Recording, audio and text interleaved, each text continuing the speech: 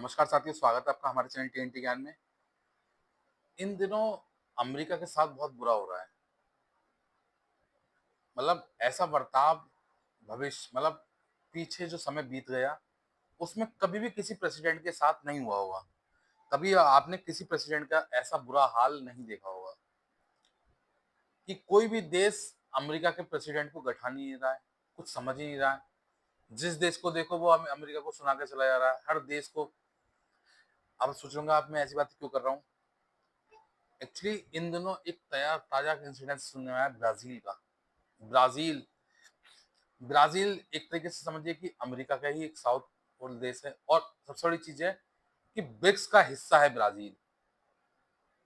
जो ब्रिक्स का बी शुरू होता है वो ब्राजील से ही शुरू होता है। और ब्राजील पे आपने सुना होगा कि अमेरिका ने 50% टैरिफ लगाया था। उस टैरिफ की जो वजह थी वो थे उनके चहेते बोल्सोनारो, जो पूर्व राष्ट्रपति थे अमेरिका उसके ब्राजील के। उनके उनके लिए बात थी, ठीक है। उनको एक्चुअली 27 साल की सजा दी है वहां के इस समय के राष्ट्रपति लूना ने। अब आप सोच रहे होंगे कि राष्ट्रपति कैसे सजा देता है। चलिए इसको बदल देते हैं। राष्ट्रपति ने सजा नहीं दी है, सुप्रीम कोर्ट ने सजा दी है। एक किस्म में राष्ट्रपति ने सजा दिलवाई है। एक्चुअली है क्या, आपको बता दूं मैं थोड़ा सा इसको विस्तार से।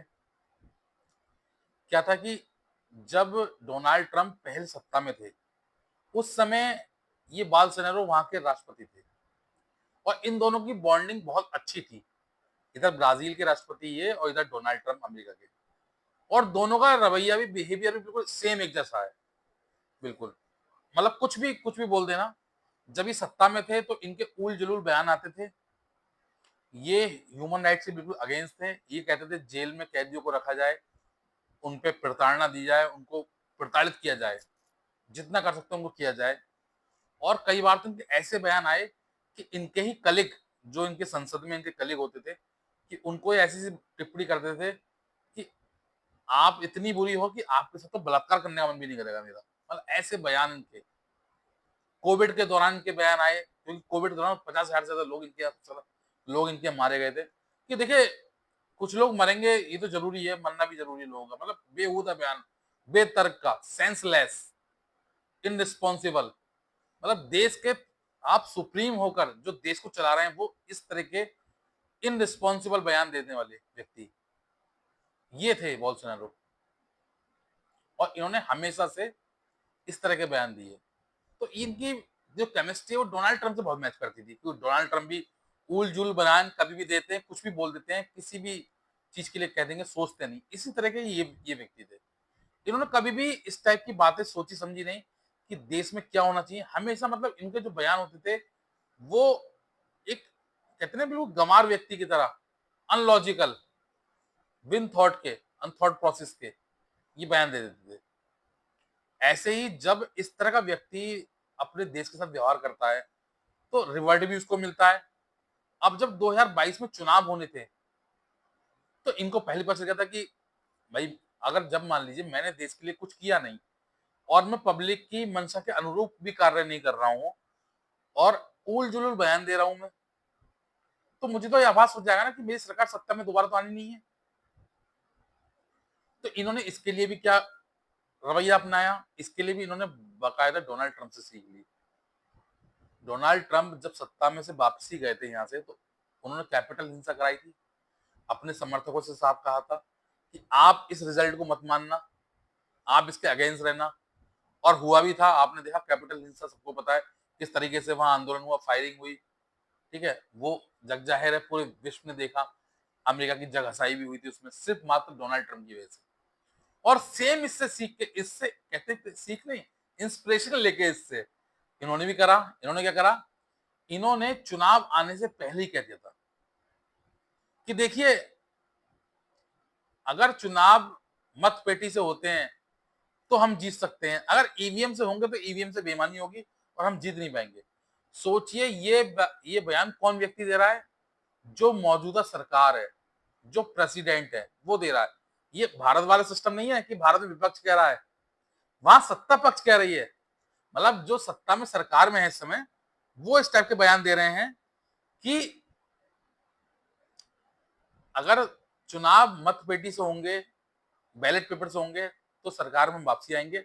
अगर ईवीएम से चुनाव होंगे तो ईवीएम हैक होगी और ईवीएम से वही वही सब रोना रोना जो भारत में भी होता है, बहुत सारे हमारे विपक्ष के लोग करते हैं। वो ये भूल जाते हैं कि उसी ईवीएम से पहले भी उनकी सरकार बनी है, अब वो हार गए हैं तो उसका रोना रोते हैं। सेम ऐसे ही इन्होंने शुरू करा, बाल सेना ने, इन्होंने साफ कह दिया कि हम ऐसा होगा वैसा होगा और हम हार जाएंगे, ठीक है। और इन्होंने चुनाव के दौर, जब चुनाव शुरू हुआ तो इन्होंने बहुत सारे रिस्ट्रिक्शन ऐसे लगा दिए जो जो लूना इस समय जो राष्ट्रपति है, उनके समर्थक जो थे, जहां वोट डल उनका जो एरिया था, जिन्हें पता था कि यहाँ से वोट इनको पड़ेगा, उस जगह सड़कें जाम करा दी, बैन करा दिया, लोगों को रुकवा दिया, पुलिस लगा दी वहां पे। बहुत सारे ऐसे इंसिडेंट्स करे कि जिससे उनका वोट प्रतिशत कम हो, उनको वोट ना मिले। और ये सारी चीजें वहां जो बहुत ही बारीकी से वॉच कर रहे थे, वहां के जो सुप्रीम कोर्ट के जज थे, वो उसको वॉच कर रहे थे बहुत प्यार से, और वो उसको देख रहे थे कि किस तरीके से ये ऐसा कर रहे हैं। तो उनका जेम्स बोरिस करके थे वो, उन्होंने बयान दिया कि आप इसे तत्काल खुलवाइए। अगर आपने नहीं करा तो पुलिस चीफ के लिए उनका बयान था कि अगर आपने नहीं करा तो पुलिस चीफ को जेल में डाल दूंगा, मैं आदेश कर दूंगा उसको जेल जाने के। तो उसको खुलवाया और रिजल्ट ये हुआ कि काउंटिंग हुई। तो देखिए, जैसा उन्होंने अनुमान लगा था बोल्सोनारो ने कि हमें वोट नहीं मिलेगा, हालांकि उनको भी अच्छा खासा वोट मिला। 43% वोट करीबन बोल्सोनारो को मिला और 48% वोट लूना को मिला, लूना की सरकार बनी। तो उनका क्या बयान आता है, उन्होंने कहा था कि आप भी वही करिए जो डोनाल्ड ट्रंप के समर्थकों ने किया था। आपको डोनाल्ड ट्रंप की राह पे चलना है, उनके समर्थकों की राह पे चलना है। हिंसा के लिए नहीं कहा, लेकिन उन्होंने इनडायरेक्ट वे में समझा दिया कि डोनाल्ड ट्रंप के समर्थकों ने जो कैपिटल हिंसा में जो इस तरीके से पार्टिसिपेट किया था, आपको भी वैसे करना है, आपको रिजल्ट नहीं माना है। और ऐसा ही हुआ, वहां पे हिंसा भड़क गई, बहुत सारा ऐसा बवाल हुआ वहां पे, कई सौ लोगों के मरने की खबर भी आई, कई लोग मरे वहां पे, ठीक है। ये सब इसी वजह से हुआ क्योंकि वो वहां उस रिजल्ट को मानने को तैयार नहीं थे। और इन सब चीजों को इन्होंने ऐसा कर दिया कि इससे ब्राजील की बहुत छवि खराब हुई। हालांकि लूना सत्ता में आ गए, वो रोक नहीं पाए क्योंकि उनको 48% मत मिले, पब्लिक का सपोर्ट था उनके साथ। और ऐसे व्यक्ति को वैसे भी कौन दोबारा सरकार में रिपीट लाना चाहेगा, जो व्यक्ति इस तरह के व्यवहार। देखिए, डोनाल्ड ट्रंप की बात मैं आपको बता दूं, वो सत्ता में भले ही आ गए, लेकिन वो एक तरीके से कहते हैं एक्सीडेंटल, आप उनको प्रेसिडेंट मानिए आप। अमेरिका वाले खुद पछता रहे होंगे इस समय कि उनको प्रेसिडेंट बनाकर। देखिए, जो बाइडेन की मैं एक चीज कह दूं कि भले ही लोगों ने उनका विरोध किया कि उन्होंने कुछ नहीं किया, उनका थोड़ा सा एटीट्यूड भी कम था और प्रेसिडेंट बनने लायक नहीं थे, लेकिन वो व्यक्ति बहुत शांत स्वभाव का व्यक्ति था, उसने बड़ी शालीनता के साथ देश चलाया। और इन्होंने आक्रामकता के साथ, कहते हैं अक्खड़पन के साथ और बेहुदा बयानों के साथ देश चला रहे हैं। तो इनको कौन याद करेगा, इनको तो आप देखिए जब ये सत्ता से जाएंगे तो कहीं ना कहीं मुझे लगता है इनको जांच बैठेगी और उससे इनको कानूनी कार्रवाई भी हो। अब मैं आपको बताऊं इधर दूसरी बात, अब वो सत्ता से चले गए, ठीक है, सत्ता आ गई लूना की। लूना की सत्ता आई, उसके बाद ये सब चीजें चलनी शुरू हुई। अब उनको जैसे से अनुवास होने लगा, क्योंकि वहां के सुप्रीम कोर्ट के जज थे, वो उसको बहुत ध्यान से गहराई से वॉच कर रहे थे और उनकी लगातार उस पर उनकी कार्रवाई चल रही थी। तो डोनाल्ड ट्रंप को इसका आभास होने लगा था कि अब उनकी बारी है जेल जाने की। तो डोनाल्ड ट्रंप ने ब्राजील को चेताते हुए ये बयान दिया था कि देखिए, हम आप पर 50% टैरिफ लगा रहे हैं अगर आपने इन पर कार्रवाई करी तो कुछ भी। अब क्योंकि ये कार्रवाई सुप्रीम कोर्ट कर रहा था, तो डोनाल्ड ट्रंप के बयान से या डोनाल्ड ट्रंप के टैरिफ से कोई फर्क तो पड़ने वाला नहीं था। 50% टैरिफ अमेरिका लगा चुका था, इसलिए कि आप उनको परेशान कर रहे हैं, बोल्सोनारो को, जो डोनाल्ड ट्रंप के खास थे, पूर्व राष्ट्रपति वहां के। लेकिन लूना ने भी तैयारी कर ली थी पूरी, वो भी पूरी तरह तैयार थे इनके टैरिफ वॉर को झेलने के लिए और उसके अगेंस्ट अपना स्टैंड लेने के लिए। अब होता क्या है, उनके जो बेटे हैं बोल्सोनारो के, वो सांसद बन चुके थे। अब वो जाते हैं। अब देखिए, एक कमाल की बात देखिए, अगर समझ लीजिए, मैं भारत का किसी का नाम नहीं ले रहा हूं, जो इंसिडेंस ब्राजील के साथ हुआ, जो बोल्सोनारो पूर्व राष्ट्रपति थे, उनके बेटे सांसद बन जाते हैं, संसद में बैठते हैं, वो जाते हैं अमेरिका। इसके बाद जब वो पद से उनके पिताजी हट जाते हैं, अभी का जो दौर है, और वो जाके डोनाल्ड ट्रंप से मिलते हैं और लॉबिंग करते हैं इसके फेवर में अपने पिताजी के लिए कि आप सर टैरिफ लगाइए ब्राजील पर, जिससे क्या हो, जनता परेशान होगी और इनको सत्ता से उखाड़ फेंकेगी। ठीक है? और उनके कहने पे ही डोनाल्ड ट्रंप ने वहां 50% टैरिफ लगाया, जबकि ब्राजील और अमेरिका के बीच में जो व्यापार होता है वो अमेरिका का सरप्लस व्यापार है। मतलब अमेरिका उससे पैसा कमाता है उल्टा, ब्राजील पैसा नहीं कमाता, अमेरिका पैसा कमाता है। अब टैरिफ लगा के किसका नुकसान करा उन्होंने? टैरिफ लगा के उन्होंने अमेरिका का ही नुकसान करा। अब लेकिन किसके कहने पर करा? उनके बेटे के कहने पर करा। अब होता क्या है, इसके बाद भी सुप्रीम कोर्ट के जज ने अब उनको 27 साल की सजा कर दी है। 27 साल उनको जेल में रहना पड़ेगा। 27 साल का मतलब ये है कि लगभग 2060 तक, इस समय 25 चल रही है, 52 तक, मतलब हाँ सॉरी 52 तक वो अब चुनाव नहीं लड़ सकते, अयोग्य घोषित हो गए। अब उनको जेल जाना पड़ेगा, सत्ता में दोबारा वापसी नहीं होगी। तो सोचिए, जिस ट्रंप ने मात्र ये सोच के कि वो उनको जेल जाने की नौबत आ सकती है, 50% टैरिफ ब्राजील पे ठोक दिया था, अब सोचिए उनके बहुत करीबी खास को आज ब्राजील ने उठा के जेल में डाल दिया, वो भी 27 साल के लिए। तो सोचिए डोनाल्ड ट्रंप अब क्या करेंगे। और ये अगर उन्होंने ऐसा करा है तो ब्राजील इसके लिए पहले से तैयार होगा। ब्राजील को पता होगा ऐसा करने के बाद डोनाल्ड ट्रंप क्या कर सकते हैं। तो समझिए, एक समय यह है कि ब्रिक्स देशों में ब्राजील जो शुरू की बी है वो कितनी स्ट्रांग है, अमेरिका के साथ पूरी ताकत से लड़ रही है। सोचिए, अमेरिका के साथ पूरी ताकत से लड़ रही है और उसको पता है कि अगर इस तरफ से कुछ एक्शन होता है तो उसके रिएक्शन के लिए भी बहुत तैयार है। अब समझिए आप कि क्या स्थिति अमेरिका की हो गई है कि ब्राजील जैसे देश भी अब अमेरिका को हड़का रहे हैं। हालांकि ब्राजील कोई छोटा मोटा देश नहीं, 21 करोड़ की आबादी है, काफी बड़ा देश है। मैं ऐसा नहीं कह रहा हूँ कि कोई छोटा मोटा देश है, लेकिन एक बात बता रहा हूँ कि इस समय अमेरिका की साख पे ऐसा बट्टा लग गया है कि कोई भी आके अमेरिका को पेल जा रहा है, कोई भी आके अमेरिका को सुनाई जा रहा है। अमेरिका का वर्चस्व एक तरीके से पूरे विश्व में खत्म सा होता जा रहा है। कहते हैं वो एक हमारे यहाँ वो फिल्मी डायलॉग है, मुझे नाम याद नहीं रहा एक्टर का, उसका वो कह रहा है बाबू भाई का तो आतंक ही खत्म हो गया। तो वही हालत अमेरिका की हो रही है। अमेरिका का आतंक खत्म हो गया, अब कोई नहीं सुनने वाला उनकी, कोई भी उनकी तरफ ध्यान नहीं दे रहा, कोई भी उनको इस वे में नहीं ले रहा कि हाँ हम इनके अगेंस्ट जाएंगे तो हमारा कुछ बिगाड़ सकते हैं। हालांकि देखिए, आज भी मैं ऐसा मानता हूँ अमेरिका एक सक्षम देश है, क्योंकि इकोनॉमी में सबसे लार्जेस्ट इकोनॉमी है वो, और अभी भी बहुत पावरफुल है। चाहे आर्म्स वेपन्स के मामले में बात करें, चाहे इकोनॉमी की बात करें, वो बहुत पावरफुल देश है।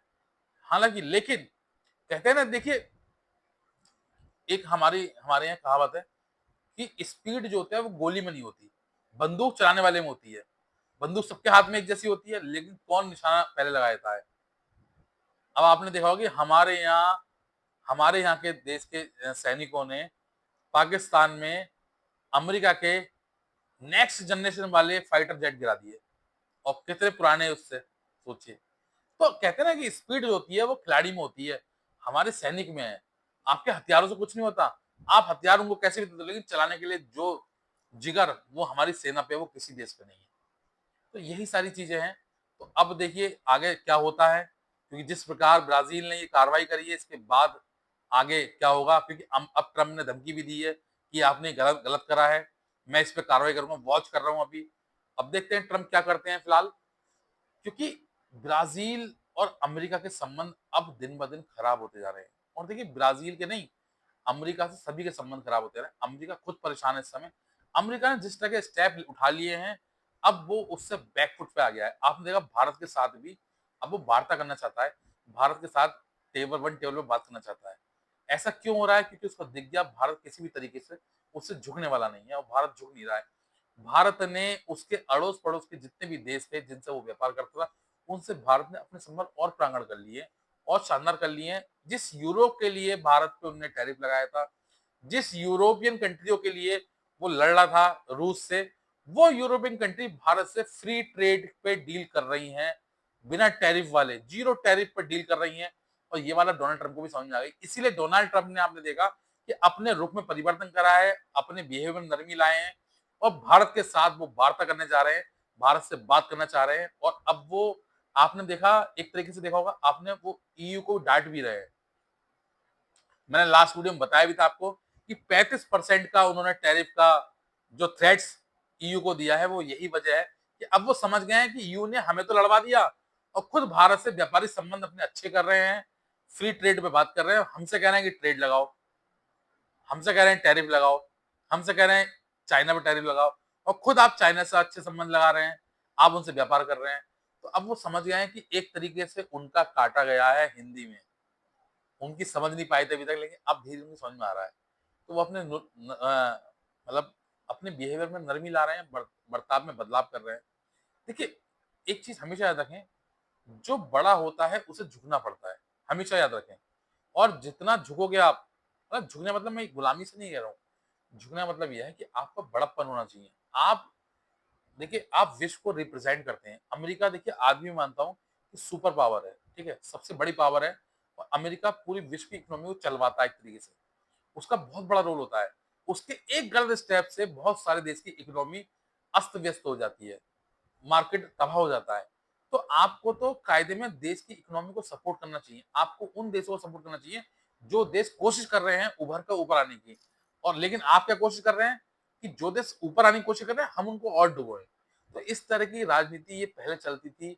ये ब्रिटेन की राजनीति हुआ करती थी, यूरोपीय कंट्री की राजनीति हुआ करती थी। अब वो बदल चुकी है।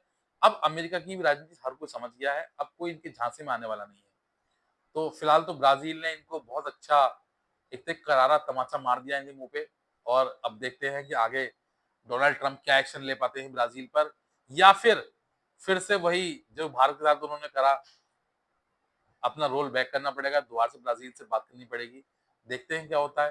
क्योंकि ब्राज़ील ने जो करा है, वो वहाँ पे क लीगली सही करा है, क्योंकि सुप्रीम कोर्ट के आदेश हैं। उन्होंने किसी भी द्वेष या मनसा इस तरीके से भावनाओं के प्रारूप में आके नहीं किया है। उन्होंने कार्रवाई की है तो सिर्फ़ गलत के खिलाफ। क्योंकि जिस तरह की हिंसा वहाँ पद से हटने के बाद की गई, वो गलत थी, इसीलिए उनको सज़ा दी गई, क्योंकि उन्होंने बहुत सारे ऐसे काम करे जो देश के खिलाफ थे। आर्म्स को लेके बहुत सारे ऐसे वो थे, ऐसे संगठनों को उन्होंने बढ़ावा दिया जो देश के खिलाफ थे। इसलिए सुप्रीम कोर्ट के जज ने इन पे कार्रवाई करी और उनको 27 साल की सज़ा करी है। क्योंकि देखिए, अगर आप देश के खिलाफ हैं, अगर देखिए इस समय हमारे मौजूदा प्रेसिडेंट हैं या मौजूदा प्रधानमंत्री हैं, अब कल को वो देश के खिलाफ होंगे, तो भारत की सुप्रीम कोर्ट उन पे भी कार्रवाई करेगी और करनी भी चाहिए। देखिए, देश सर्वोच्च होना चाहिए, देश सबसे पहले होना चाहिए।